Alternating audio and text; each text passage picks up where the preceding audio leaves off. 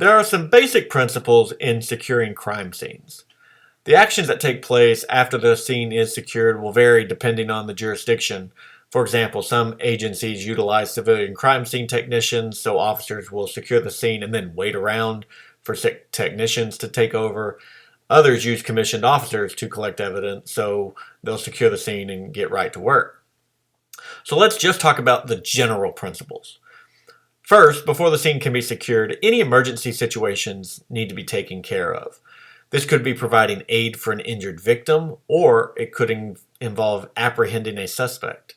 The scene can't be secured until emergencies are resolved. Next, the scene needs to be defined. Remember that crime scenes don't come predetermined, so we will need to secure any areas in which we might find evidence, any areas in which evidence could be destroyed or lost.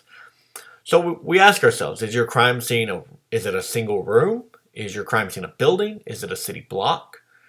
Do you just have one crime scene, or do you have a secondary crime scene? What about a tertiary crime scene?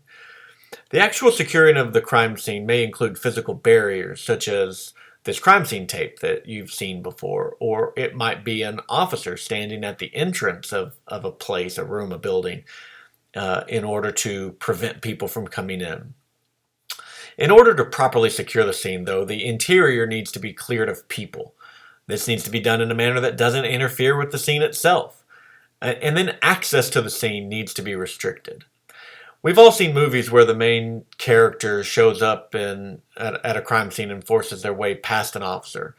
This is super unrealistic. Everybody that enters the crime scene will sign in, and they will only enter if they have a purpose.